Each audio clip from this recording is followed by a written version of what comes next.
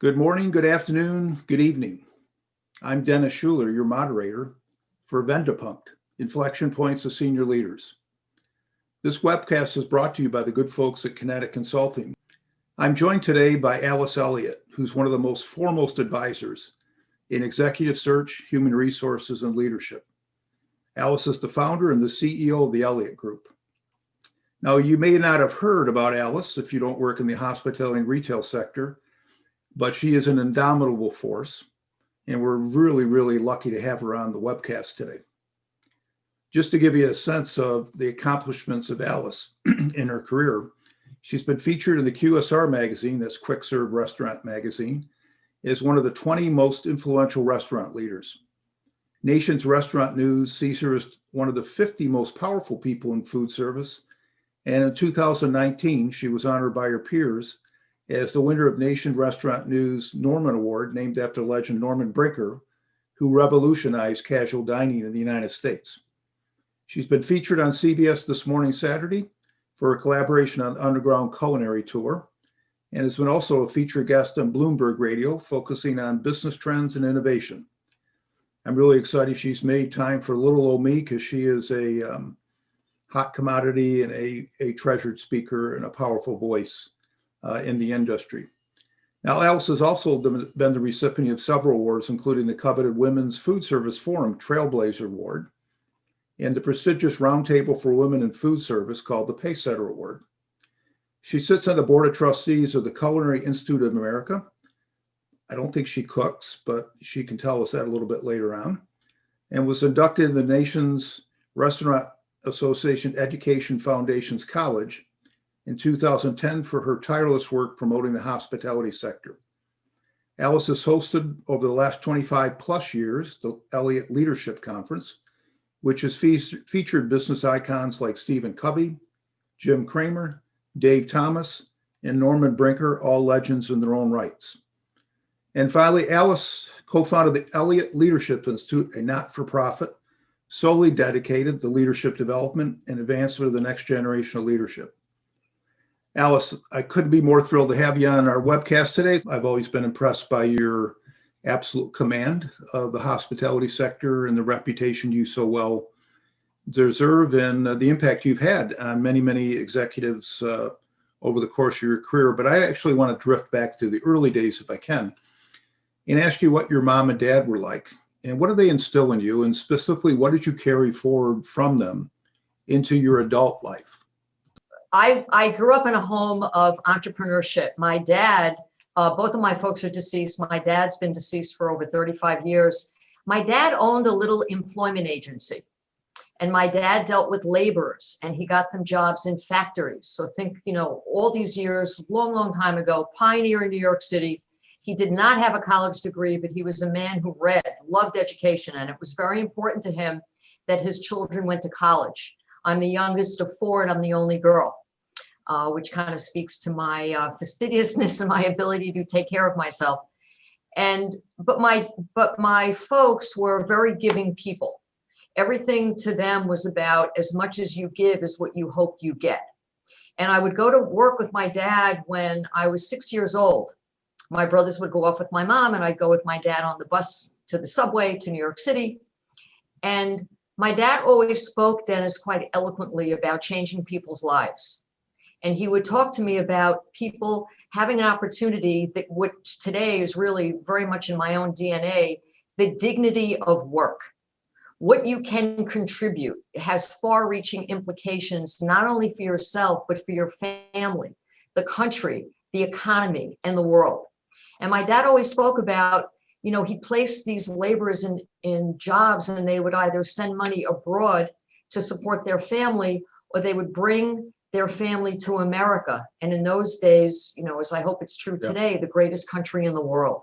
Mm-hmm. So I think early on, it instilled in me a sense of respect for working and for entrepreneurship and for making a contribution. And it was, there's an old saying, the purpose of life is a life of purpose. So I don't know that I understood it as much then as I do now, but it was something that was always very important to me and really helped guide me. My mom, who was actually a dental hygienist, she was, one of the first in her class to go to Columbia for that.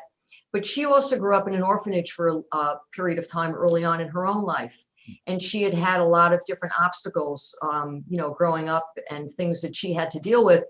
And I think it was the combination of both that really taught me a sense about not only giving back, but community and the importance of family. And family is the orbit that you create.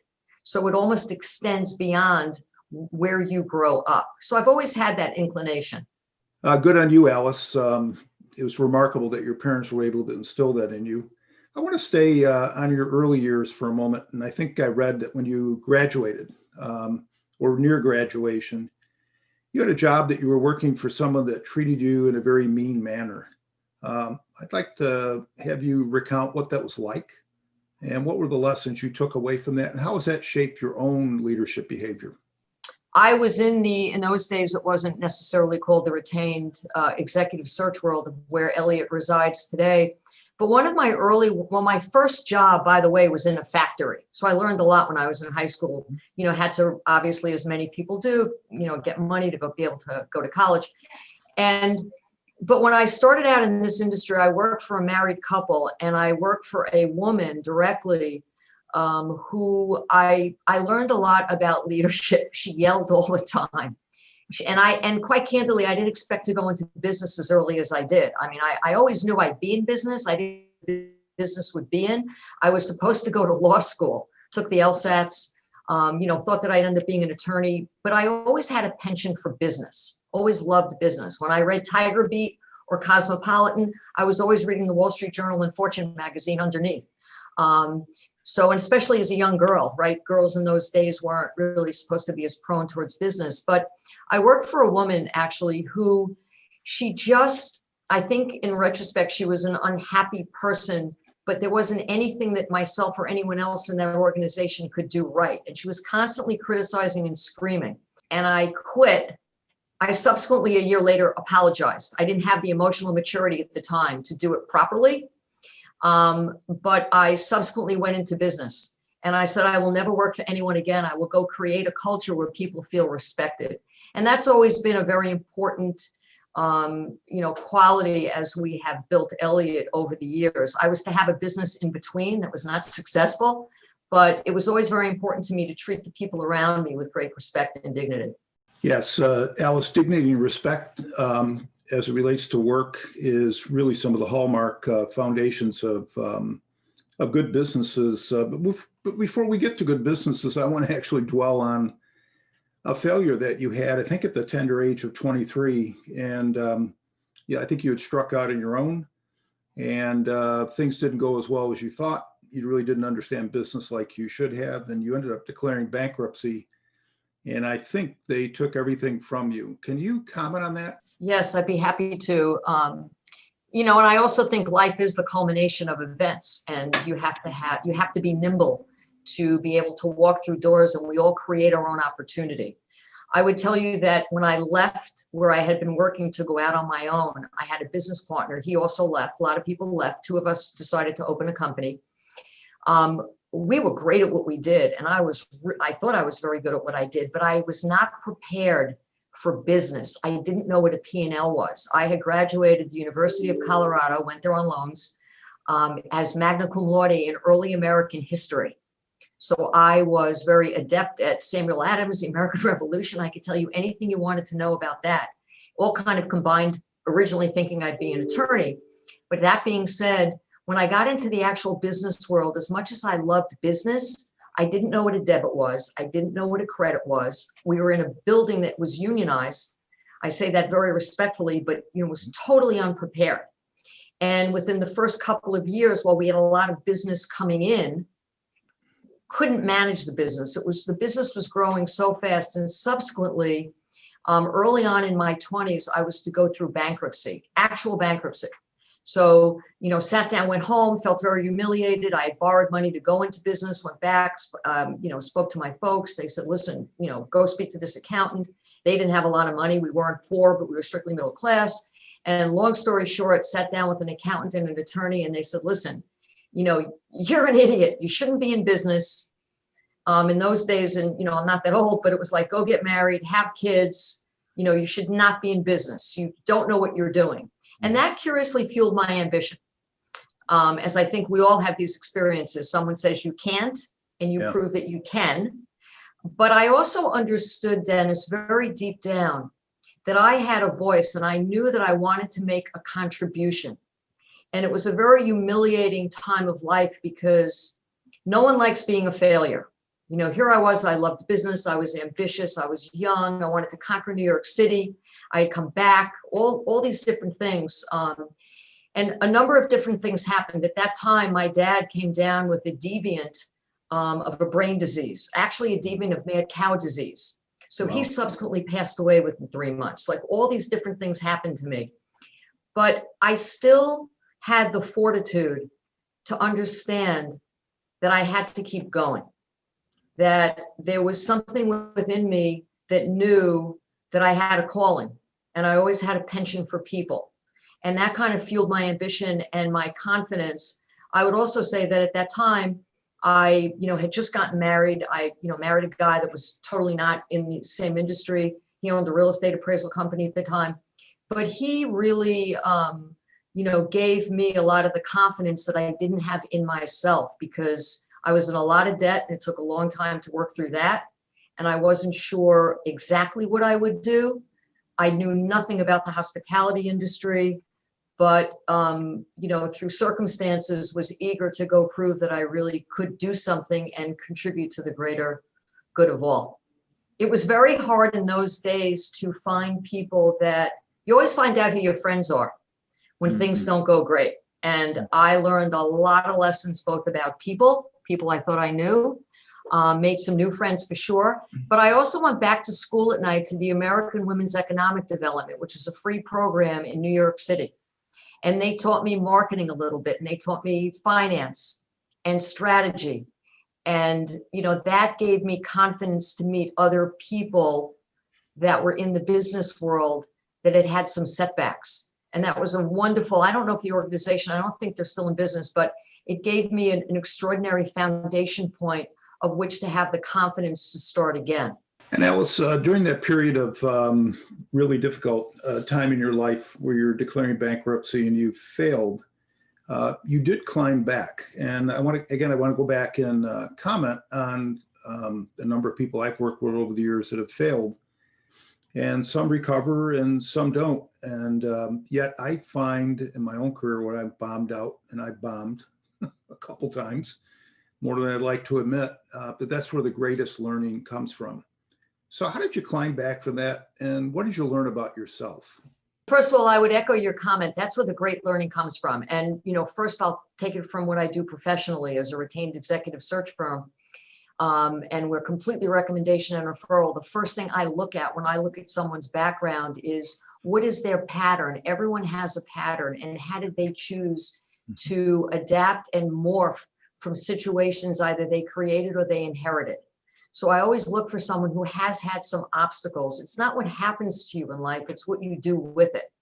I would tell anyone who's younger, and we have here at Elliot our own next generation of leadership that I spend a lot of time with. It's a great joy to me because I see myself, I was always that kid. And I would tell you that being prepared is really important. I wasn't prepared. So I had all the ambition and I had the drive and I had the moxie. I was the kid at 3 years old. I'd wake up, read the Bobbsey Twins, but I'd be writing business cards. I always wanted to be in business. I always was, I was doing music, like anything. I loved business. It was something I love the art of the deal. I still do. I get really excited about it. And frankly, if I wasn't doing this, I'd probably be on Wall Street because I love the excitement of the rush. But I would tell you that being prepared and seeking out people and getting advice, many of the things I did do. So I was very careful when I started Elliot to go out and find people that were either could be mentors to me or would be kind enough to spend the time to give me insight and counsel that I could adapt to my own unique situation. There's, education is everything. And there's practical education, the education of life. And then there's also, as I pointed out earlier, I should have known what a debit and a credit was. I was clueless. I knew nothing about finance. And whether you like it or not, that is a really important component, and it's a sign of self-respect, because otherwise you always give your power away, and that is not a cool thing. So let's shift gears a little bit, if I can, Alice, to those early days of starting your own company. What was it like? Again, I work with a lot of entrepreneurs. They are courageous. They're risk takers. They're extremely thoughtful. Some shoot for the moon. Others kind of incrementally inch their way down the pathway, but all have a common ingredient, which is this ability to stick to it and see it through. So tell me about your story, the early days of starting your company. Well, thank you for the question. And by the way, I think that is still the same opportunity that exists today. I want to make that point. So we've been in business over 35 years, and I think those, the tools may be different, technology today and things like that, but I think the opportunity exists. So when you feel humiliated and you feel ashamed of yourself and you lose your confidence and your compass point, if you want to keep going, you will try anything. And in my case, someone recommended fast food. I didn't know what fast food was. It was clueless to me.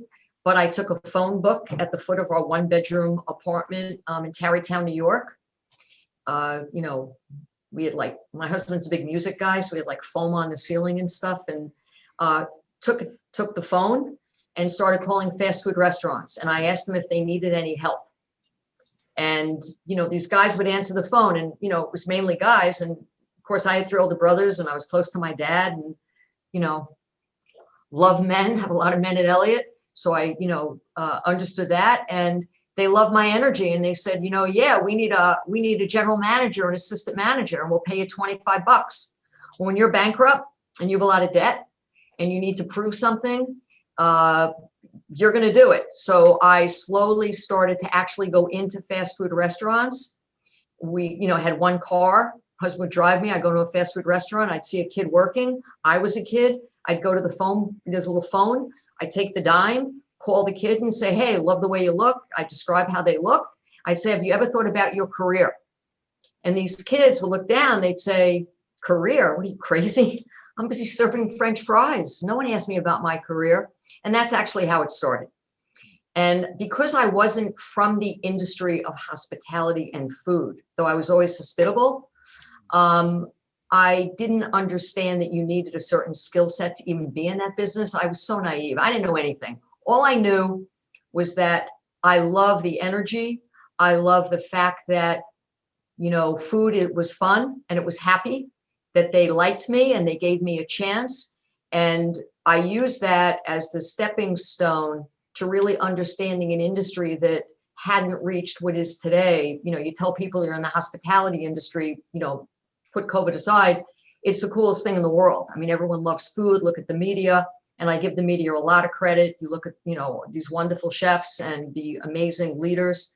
And that really was how it started. And then I brought someone on to our organization who is still with our company, one of my first colleague, who's been awesome, who actually had gone on a scholarship to Cornell and was in the industry, who taught me.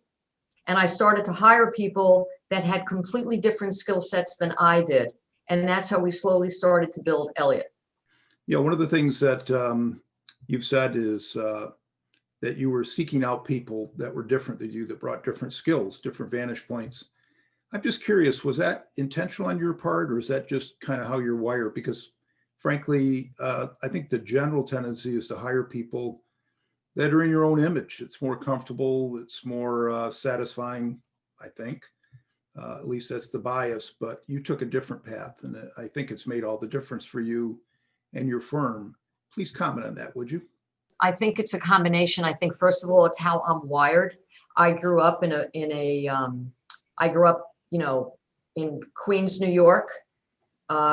So I grew up with great diversity. It's always been an important part, not only of this firm, but just also how I view the world. So I have always been attracted to different lifestyles and different people and different experiences. I happen to be very curious, which I think is an extraordinarily important part of anybody, regardless of what they choose to do in life. I've also, I read a lot, and even going back my entire life, I'm a newspaper junkie, a magazine junkie. I love the news. I love to dream. I think if you don't read, you can't dream. And if you can't dream, that's a different discussion, Dennis, for another day. I think it's very important. So I always sought people out that would have a skill set that was different than myself, but we have the same values. But I always wanted people I could learn from, that I knew would respect me, but would also understand that I wanted to listen and be better. I always want to be better. And I think the leaders that even today that we look at, the ones that are most successful, they have great confidence. It's what we at Elliot call courageous behavior. And we spend a lot of time talking about this, but they nevertheless have a sensitivity, and they're phenomenal listeners to always being willing to adapt their thinking for the benefit of the global enterprise. And it's not about them. And I've just always been that way. Alice, thanks for that. That's terrific. Hey, I'm going to jump into your business a little bit more directly, but before moving there, I want to talk to you about one of the lessons your dad had provided you, which is about the dignity of work.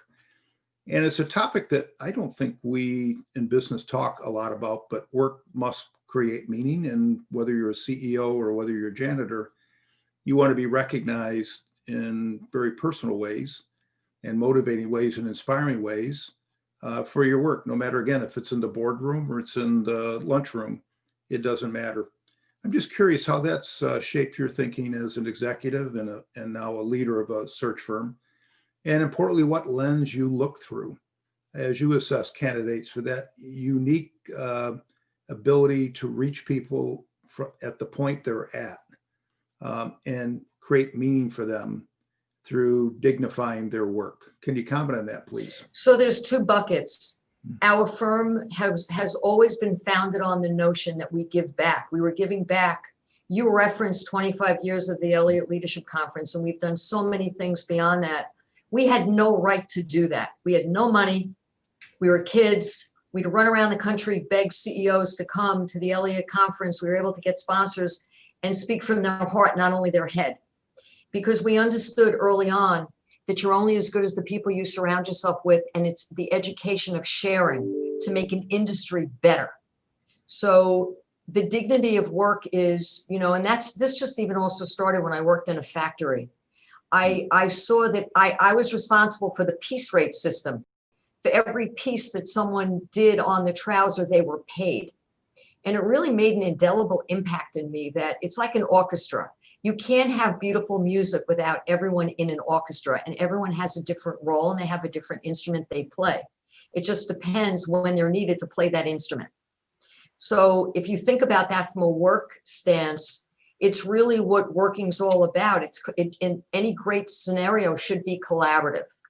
The way that we transferred this is that as we've now been sought out as thought leaders, in addition to our great work in executive search, it's all about leadership. And it's about who is on your team and how you allow them the opportunity to continue to morph independent of their own great talent. It doesn't take away from the fact that you may need someone who is very nuanced as general counsel, finance, purchasing, supply chain, all of it. But at the end of the day, there is a dignity of work and respect. Not everyone is meant to be a CEO, but that still doesn't mean they can't be a great leader. It doesn't mean they can't be a coach in their own right, a mentor, and by virtue of that, also the recipient of others. And, Dennis, I would make a point to your great talent, and you've got you're in your own right an amazingly accomplished businessman. You chose to be in the area of human capital, which is really where Elliot resides. And when you think about human capital, it is in the center, and we see this now, certainly during COVID more than ever. Human capital, we think this is going to be the year, as it should have been a long time ago, the year of the chief people officer, because without the chief people officer, nothing gets done in any great organization.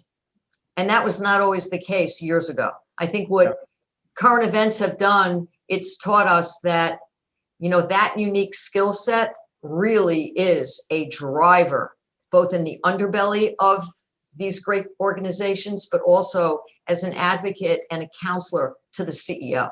Yeah, and I'm gonna build on that a little bit. Alice, I was interviewed I think about a year ago in a magazine about, question was, why did I get into the field that I've been in for the last 35 years? And it literally goes back to at least my earliest recollection why I wanted to do what I'm doing today is we were a poor family, not unlike you. We had a one car, I think it was a 1966 Chevelle. It was literally a shit box. But I was 16 at the time and I was anxious and learning how to drive like most 16-year-olds. And so I would take my dad back and forth to the factory and, I'd get there at 6:45 in the morning and I'd have to be back there at 2:45. And, it was a big honking factory. He would leave the car, go into the mouth of the factory, and then 8 hours later come back out. And after, 2 or 3 weeks of driving him back and forth, I finally asked him, I said, Dad, what's it like to work in there? Because it looks like a big cavern you walk into, and then you kind of disappear out of the light into the dark. And he said, well, he says, when I go past the gate, what I do is I take my brains out of my head and I put them in the gate. And for 8 hours, I'm told what to do, how to do it, when to do it. And then after 8 hours, I pick up my brains and I become a normal human being again.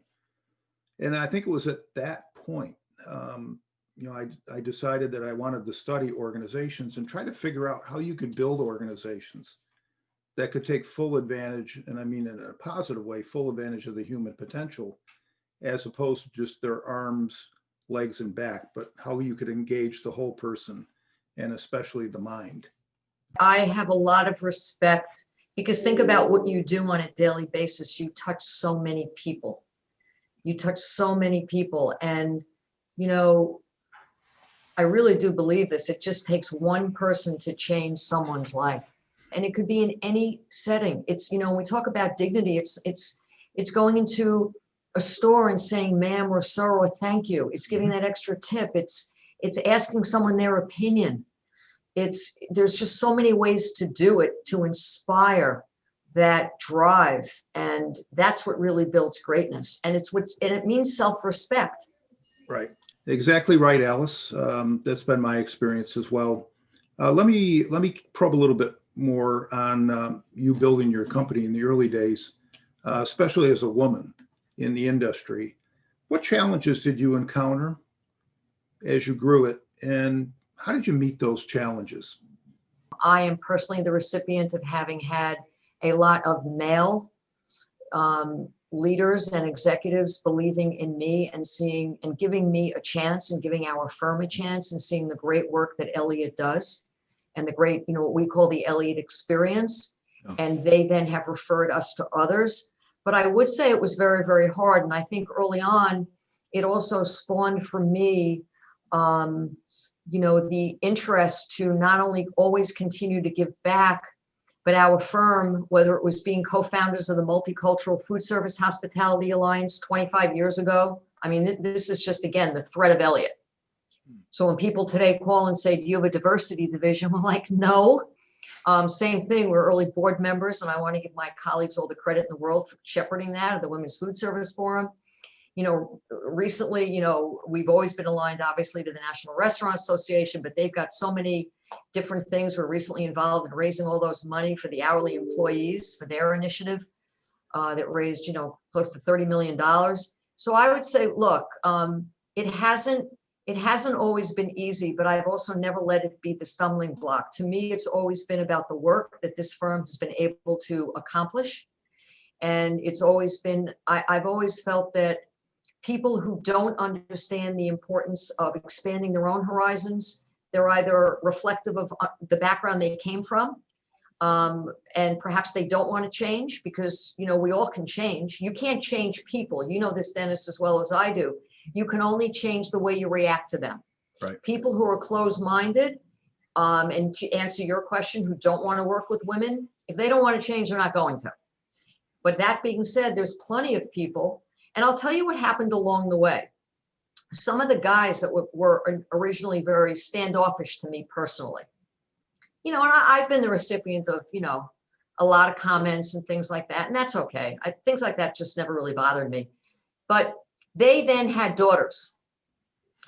And all of a sudden they had a daughter who was coming into high school. and their daughter wanted to, go have a career.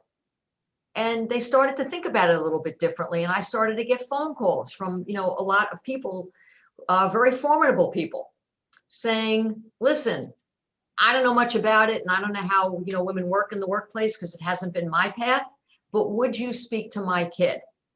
Then their wives were like, you know what? We're going to go to industry. So they started to see the lens a little bit differently. And, and I happen to have two sons. So I didn't at that time have, I didn't have a daughter. So my orbit, even at home, was, male. But I think that the world started to change. And I think this is also such an amazing time to be a young woman, because I really do believe, yes, you're always going to have obstacles. You're always going to have people that don't want to have you come in, but there are so many that do. There are so many that do. So let's go promote and celebrate the ones that do, because that will open more doors for everyone. Exactly right on the point. At least I think. Now, Alice, you run the preeminent search firm in the hospitality space, and you're national recognized. And you've seen your share of executives along the way. I'm not going to ask you how many interviews you've ever done in your life, but I'm sure it's in the tens of thousands. Tell me about the characteristics that successful candidates have and how they differentiate themselves from those that are less successful. And if you can build on that, what are the common mistakes that you see people make as they develop their careers that may limit themselves in terms of their potential or employability? So first of all, at Elliot, just by virtue of the tenure of the firm, remember I started in my 20s, we track talent. And our own colleagues here at Elliot, we go from, recently opening in Denver with next generation of leadership all the way through over 30 years and everything in between. So we have a lot of stability in our firm. And I point that out because that really helps us when we go out and we do in a non-discriminatory fashion judge talent. Yeah. We've been able to track people. We want to understand through our behavioral analysis, why did they take the steps that they did? What drives them? What's their passion? What's their learning? Where were perhaps they not successful? If they had to course correct, we look at everything. We get to know families.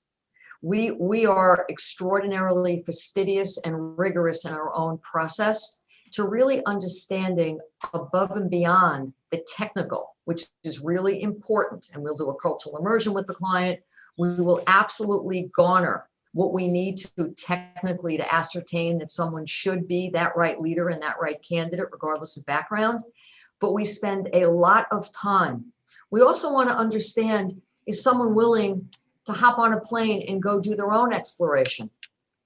How ambitious are they to really dig deep?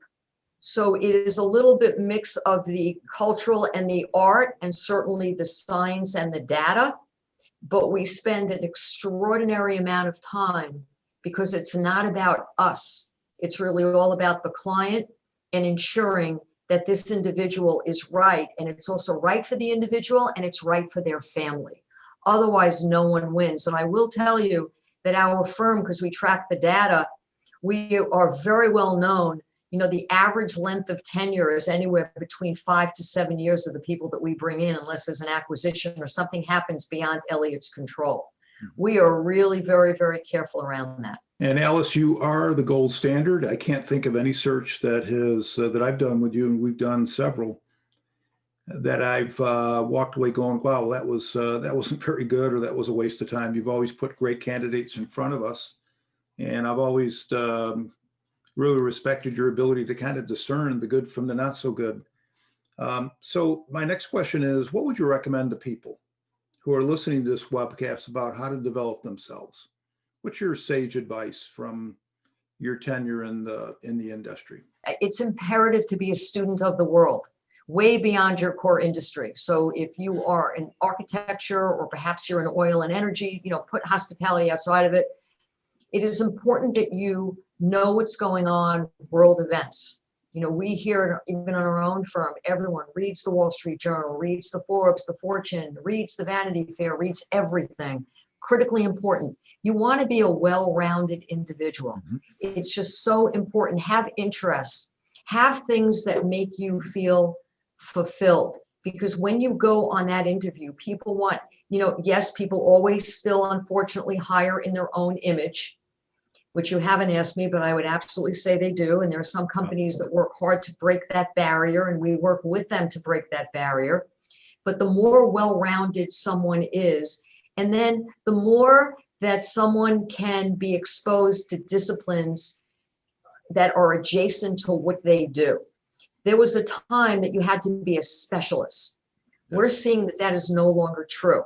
If you were in marketing, no one asked you to run the P&L. Today, you can't be in marketing without really understanding and having business judgment. How does it apply in the ecosystem of a great organization at every level?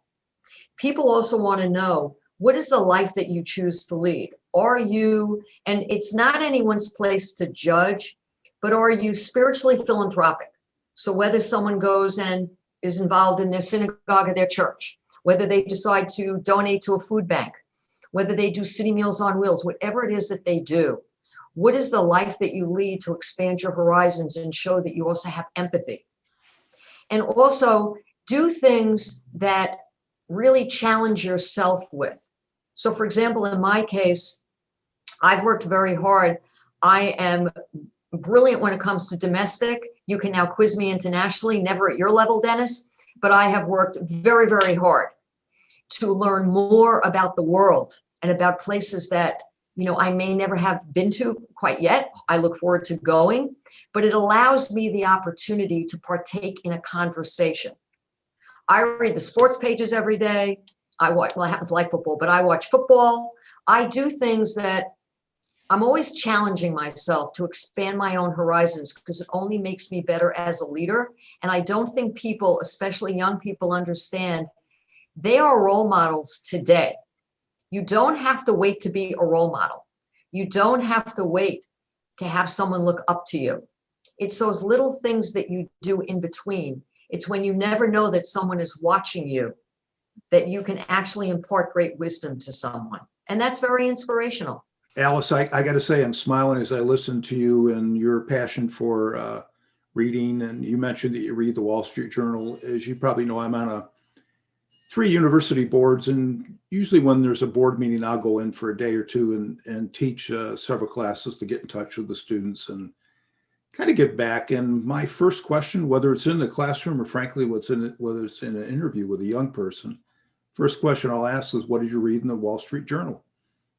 And the best students will rip it off and say, here's what's going on. And what they're demonstrating is they create connections and they have context for the business world. The not so good ones will look at you like a dog listening to a sound that you can't hear.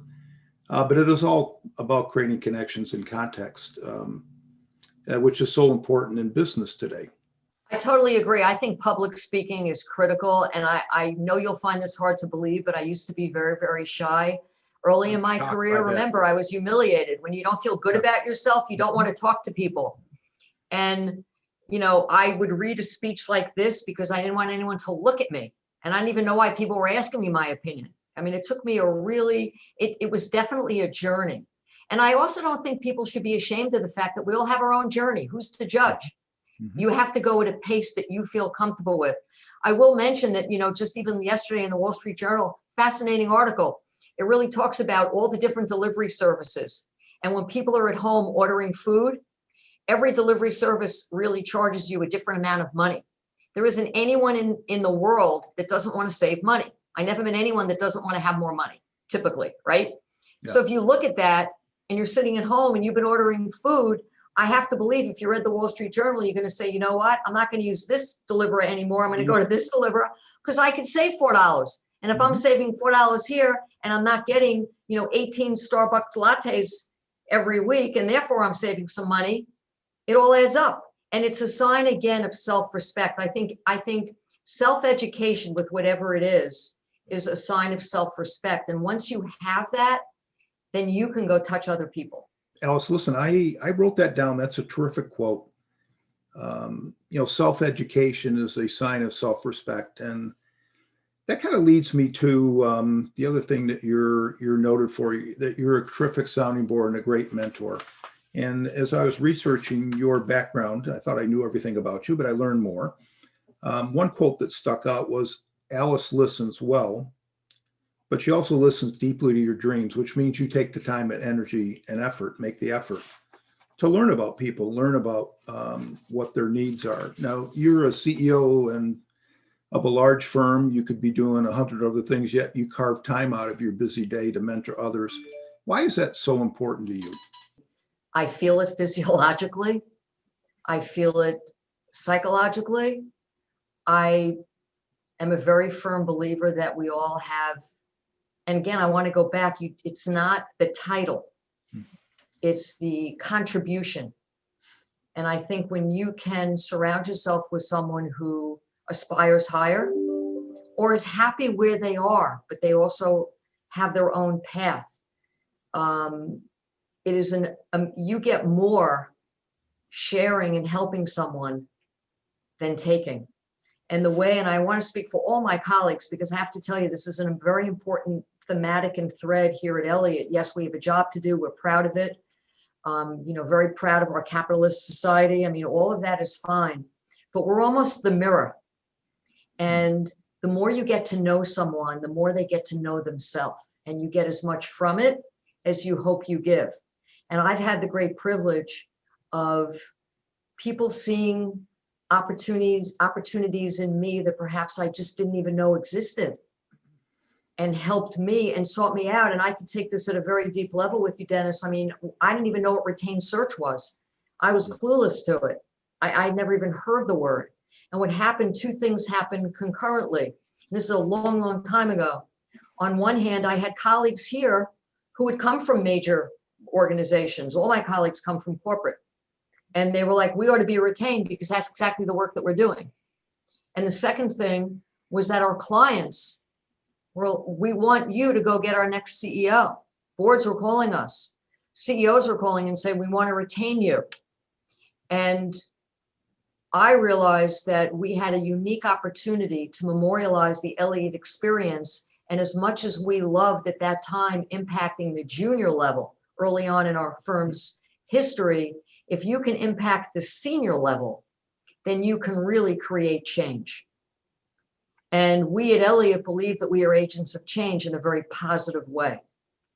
And a lot of that circles back to coaching and mentoring. And by the way, senior level executives, whether you are a CEO, you're a president, you're a CFO, chief people officer, everyone needs to talk to someone. Everyone needs to talk to someone. And in the industry that Elliot's in, and we do travel, leisure, hospitality, restaurants, consumer, the likelihood is you're traveling.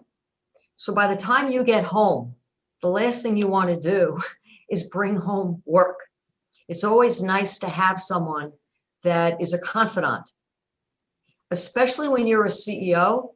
You don't necessarily want to speak to someone in your own organization, right? Because you either can spook people, or, and you know this, Dennis, better than I do, people take it to be the truth, or they think it's a future plan. So when you have that trusted advisor, it just gives you the freedom to create, get it off your chest, and then make the plan that's right for you. Listen, I liken that to my experience working for several CEOs. They get the key to the executive washroom, so to speak, in the big corner office, but it can also be the loneliest role in the world. It's pretty isolating. People don't naturally want to bring you only good news. They don't want to bring you the bad news or the reality of the business. So it's pretty isolating. Some people describe it as being in a bubble. And so having an advisor that can kind of break through that, you can kind of let your hair down, is really tantamount to CEO success. So I sit on boards as well, and we do a lot of board work here at Elliot. I've had a number of CEOs over the years say, I really would love to have you on the board, because I think, you've got the broad-based experience, and, you get me, you understand me, and it would give me confidence in the boardroom. But I think overarchingly, Alice, you can help. And I have 9 out of 10 times declined, because I've always said, once I join that board, I have to represent the firm. Right now, I'm your board. And I realize that there's a financial, for me, obviously it would be great to be on a board in some of those instances, going public and the like. And I've got one that I, can't speak to, that I will be doing, but at the end of the day, when you have that personal connection to someone, you just have to decide what's more important. And to me personally, I will always opt to do what's right for the individual as well, beyond what might be good for myself. Yeah, that's the spirit, Alice. Terrific stuff.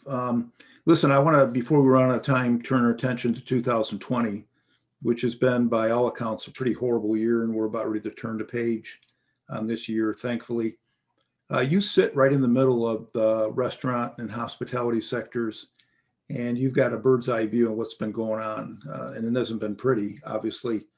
What do you think the pandemic's lasting impact will have on organizations and business in general, and specifically on employees going forward? Well, first of all, as a quick backdrop to this, so our firm has had a confidential CEO call going since March. So that for me, again, goes back to education. I've learned as much as I hope that we've been able to assemble. And, through that, we've had guest speakers and it's been fascinating. I think there's a couple of things. I think some of the learnings is, number one, I don't think anyone in this great industry will ever, number one, take anything for granted again. I think when, previously, people always have to eat. It's just a question of where they would choose to go.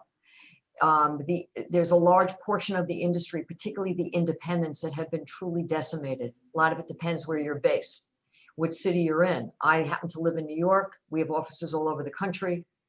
We have an international alliance.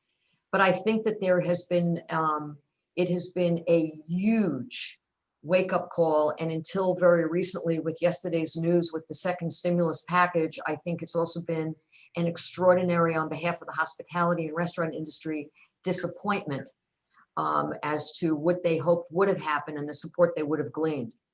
I think the whole notion of delivery and takeout and technology is going to continue to stay 110% embedded in a much stronger fashion than anyone ever could have imagined. So takeout and delivery was always something. Now, and with ghost kitchens and virtual kitchens, that is the complexion of where this industry is absolutely categorically headed. I think it'll take longer, and we see this with what we'll call the traditional full service restaurants of dine-in. But there too, we personally at Elliott, based upon the influx of work for 2021 already that we've garnered, we think that that will abate depending upon the vaccine. So that's the good news, that people will take the vaccine eventually. But I think it has, across all lines, Dennis, I think it has shook people to its core.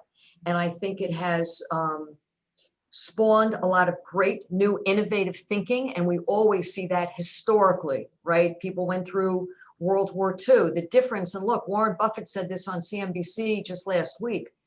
And if you can't read the Wall Street Journal, then watch the business news. I would advise your audience. But Warren Buffett said in World War II, the government paid companies to shut down. It was for the benefit of the country. When this happened and no one created this, nothing happened. So a lot of small businesses, way beyond restaurants, and I want to make that point for all businesses. But I think that the restaurant industry is extraordinarily nimble. You have to be creative to be in this industry. You have to work 28 hours a day, because when the world plays, you want to work anyway. And I think they have found a path. They have found a path once they work out, and this has not been an easy feat with landlords all over the country. They have found a path to understanding their guests. I think the intimacy of your guest has become more important. Giving people a safe harbor, even though restaurants have always been safe. Always been safe. I mean, with all due respect, yes, there's been things like Legionnaire's disease, but you haven't found people going to eat indoors getting sick historically. Hasn't happened. There's no data around it. But it has also prompted the restaurant industry to say, we're going to go 10 more times this way for the benefit of our employees, to make sure they feel safe, and also for our guests. So I think 2021 is going to be a very interesting year. There's high enthusiasm. You'll see more drive-throughs, but you will see the ones that are deserving of surviving in the full service dine-in experience. They're going to come back strong, because I would put my money on the fact that people want to celebrate community. They may do it a little bit differently, but they will come back, because that is the essence of our great world. Let me just ask you about the impact the pandemic's had on talent and talent mobility. Again, I see the gamut, both ends of the spectrum. Some people will say, hey, listen, I'm taking a mulligan for 2021 until the world comes back to normal. That's one point of view from a candidate perspective. On the other hand, talent is very mobile. It's like, listen, this too shall pass, and sign me up if it's a great job and it's a great city to live in and you've got an opportunity that could be fun. I'm in. So it kind of runs, like I said, the gamut. What's your point of view on talent mobility going forward as a result of this pandemic? A lot of it depends upon the financial capital allocation of where they are. It depends on the equity or the ownership relationship. It depends on the public status. I would tell you from an executive stance, there is more willingness to listen. There is a feeling, and we've also, our firm, because we do work in the consumer space, we've also been approached by major financial organizations wanting people from hospitality, healthcare organizations wanting people from hospitality, because they feel that people in hospitality almost are like doctors and nurses, the way they have to cater to the public 24/7. So I think that you're going to see a lot of continued shifting. People will always still want to be in this industry, but I would tell you that movement is as much about the family's willingness. Here's the difference. When tragedy struck, like 9/11, people may not have liked their neighbor, but they knew who they were living next to. Mm-hmm. Now we have a virus, people don't know where it's come from. So it's permeated a lot of different cities. So people are actually more willing to relocate because they don't feel it's just kind of a different incident, if you will. It depends on the opportunity, but people are willing to get much more creative. On the other side, companies, technology is key. A global perch, international, is much more important today as a skill set. Companies are looking to hire people that anticipate, and they've got the ability to kind of think through maybe 3, 4, 5 years. And they're also looking for leaders who they perceive have the emotional maturity to deal with crisis situations that are unpredictable, as we've just continued to go through. And with that, the physical energy. I have to tell you, for all the right reasons, and this is true of a lot of industries, people are tired. Leaders are tired because any great leader is worrying about their team first. And they're tired. They're working hard 24/7. And for every movement that you get that's positive, there's always something that unfortunately could set you back. So it's a very interesting time. And we're now at Elliot, I would tell you that we are busy. What I've seen among executives are real differences in leadership. The really good ones are able to work through complex issues. They have the stamina to see things through. They make the tough choices, and yet at the same time, they're available to the organizations. And that combination of being able to make tough choices and getting on with the business, and at the same time being attentive to and responsive to the employee base is the stuff of great leadership. And frankly, it's pretty inspiring to me. I totally agree. And I would also say I've seen, particularly through these CEO calls, by the way, most of whom didn't know each other. And the friendships that are formed and the topics that are discussed, and people, whether they participate in these calls or not, calling up another CEO in different industries. What do you see? What do you think? What have you done? Who would you recommend? Who's best of class that we could potentially bring in? And the willingness, regardless of potentially competitive landscape, of people helping each other really speaks volumes during a very challenging time. And I would also, Dennis, really agree with you that, the ability to be nimble and resilient and have that courageous approach and make the tough decision at a very tender time, I think that's defining for someone, recognizing we still don't know what 23 looks like. We don't know what 24 looks like. Everyone's talking 21, 22. That's great. Got to get through that. But I can tell you a lot of the leaders I know, they're already projecting and thinking through what steps do we need to take today for this great organization to position us competitively and safely and positively for the next 3 to 5 years. And that's not easy. Alice, that's a great optimistic point you're making that I'd like to end on. And I'd like to just thank you for your time. You've been terrific. I'm sure that the listeners are going to get a lot out of this. And I just really, really want to thank you today, Alice. And listen, dinner's on me next. I know you have a sweet tooth for ice cream, so we'll make that part of the dinner. But listen, be safe, and thank you so much. Thanks for tuning into this webcast. It was terrific moderating this inaugural Wendepunkt Inflection Points of Senior Leaders with Alice Elliot. She's just terrific. I think you can get a sense even over the video that she's a spark plug, has infectious energy, and I hope that came through to you, the listening audience. Now, we intend to do these webcasts every 2 to 3 weeks. Future guests are going to include Paul Pullman, the former CEO of Unilever, who really put sustainability on the map. It'll be really important to listen to what Paul has to say. My other guest will be Patrice Louvet, the CEO of Ralph Lauren, and I'm going to have Patrice talk to us about what are the changes that are going on in the marketplace about how consumers interact with this brand. You'll hear a lot about digital marketing, e-commerce in particular. Then for a change of pace, I've got Dr. Ron Dulick, who's a University of Alabama professor, one of my professors from way back when I was a student. He just wrote a book, Sitting with Elephants, which is a really whimsical book on what's life in the sub-Sahara region in the Kenya, where he's owned a home for several years. So that'll be an important discussion to have with Ron. We'll be off the beaten path of our normal discourse. And then I've got Saran Sarajan, who's running Asia Pac for the Procter & Gamble company, and one of the up-and-comer executives who, in my book, likely will be in the running for the CEO role.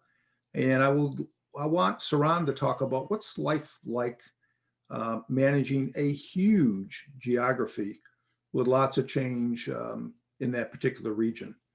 So with that in mind, listen, thank you again for tuning in. Really appreciate it. This is Dennis Shuler, your moderator. And again, a special thanks to Kinetic Consulting for helping underscore this terrific webcast. Look forward to seeing you down the road. Thank you. Bye-bye.